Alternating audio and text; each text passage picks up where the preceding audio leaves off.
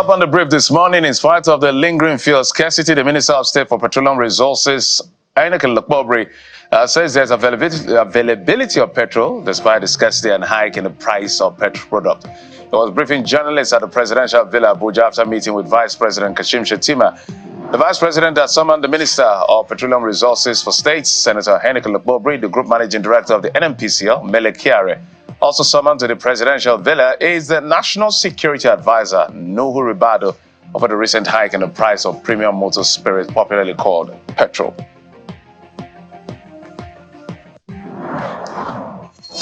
Let's now bring you the situation report from states where in Asaba, the state capital, the Delta state capital, the product sells between 950 to 1,100 naira, with motorists and other residents lamenting the untold hardship this has caused. In Owerri, the Imo state capital, where a liter of petrol sells for as much as 1,100, residents are asking the federal government to reduce the pump price of fuel, which has increased the cost of living and transportation. Meanwhile, commuters in Ilorin, the Kwara state capital, had a harrowing experience as motorcycle and tricycle riders took to the streets. They protested soaring fuel prices in the city. Elsewhere, residents of Abeokuta, Ogun State capital, expressed their anger and frustration over the high cost of fuel in the metropolis, which they said has made life quite unbearable.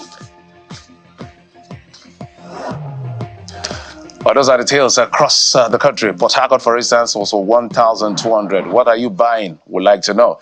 Let's move on now to tell you that the President, Bola Tinubu, has called on global leaders to embrace multilateralism and reject protectionism as essential steps towards achieving lasting peace, security, and stability. President Tinubu made this call while addressing a high-level meeting on peace and security at the 2024 Forum on China-Africa Cooperation in Beijing, China, in his capacity as the chairman of ECOWAS Authority of Heads of State and Government. As contained in a statement by Special Advisor, Mr. Juringalali, the President noted that the challenges facing today's world, ranging from food insecurity to armed conflict, only can be addressed through partnership founded on mutual respect, fairness, and inclusiveness. Independent corrupt practices and other related offenses, ICPC has questioned the former Minister of Labour and Employment, Dr. Chris Ngige, over a word of contracts and jobs racketeering at the Nigeria Social Insurance Trust Fund. The spokesperson of the Commission, Mr. Demola Bakare, confirmed that Dr. Ngige was at the Commission's headquarters to provide details of an ongoing investigation. However, he did not give details of the allegation, though he added that the minister may be invited again until the investigation is concluded. Let's bring you more stories. 3 children have been confirmed dead, while 1 girl is still trapped under the rubble after a building collapsed in the Sabongari area of Kano State, northwestern Nigeria. However, both parents of the children have been rescued following the combined efforts of officials of the National Emergency Management Agency, the Red Cross, and the Nigerian Police Force. The building collapse is believed to be caused by a presumed landslide due to heavy rainfall in that area.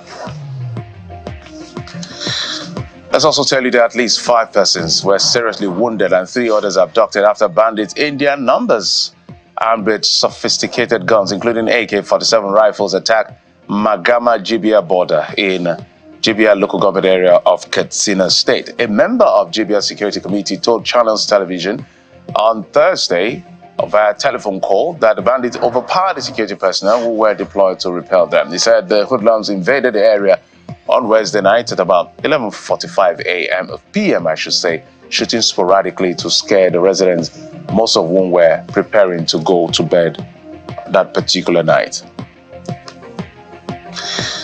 Let's head back south. The Edo State Ministry of Health has declared an outbreak of cholera and mpox. The declaration was made by Ojefo Stevenson, the State Director of Health, at a chat with journalists at the Palm House in Benin City. He says, even though there is outbreak of cholera and mpox, he asked the people not to panic, as the Ministry of Health has actively put measures in place to control the situation. We can also tell you that the federal government has approved a 50% increase in the feeding allowances for inmates in Nigeria's custodial centers, with effect from August 2024 as part of measures aimed at improving the welfare of inmates. The PRO of the Nigeria Correctional Services, Abubakar Umar, announced this at a joint news conference organized by the spokespersons of security, military, and paramilitary agencies.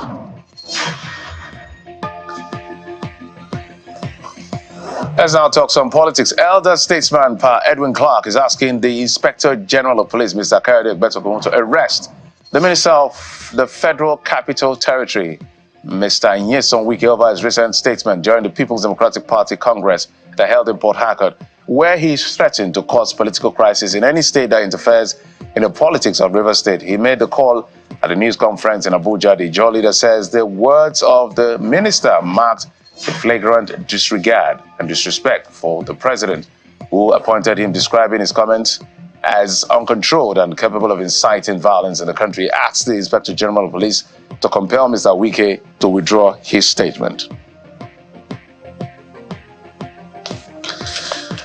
Okay, let's bring you more stories in business. Nigerian business recorded their first expansion for the first time in 13 consecutive months.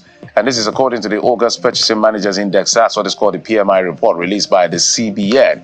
Key highlights of the CBN report shows that the composite PMI for the month stood at 50.2 points, indicating an expansion in economic activities in contrast to 49.7 points recorded and reported for July.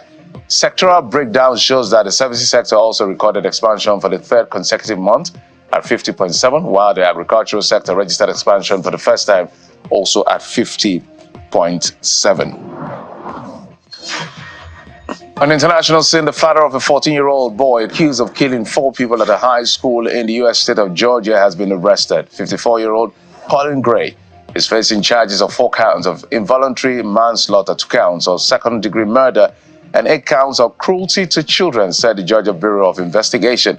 The authorities have charged his son, Colin Gray, with 4 counts of murder and said they plan to prosecute him as an adult. And now to that exciting world of sports, Cristiano Ronaldo became the first player to score 900, those numbers, top-level career goals as Portugal kicked off their National League campaign with victory over Croatia. The 39-year-old volleyed in from the edge of a 6-yard box in the 34th minute, so double Portugal's lead from Nuno Mendes deep across. It was a record-extending 131st goal for Portugal, coming 20 years after his first. The veteran sank his knees in an emotional celebration. Manchester United fullback Diogo Dalot had put Portugal ahead early, but later turned the ball into his own net as Croatia responded before the break. Well, is there any record that Cristiano Ronaldo hasn't broken? I don't know, but congratulations to him.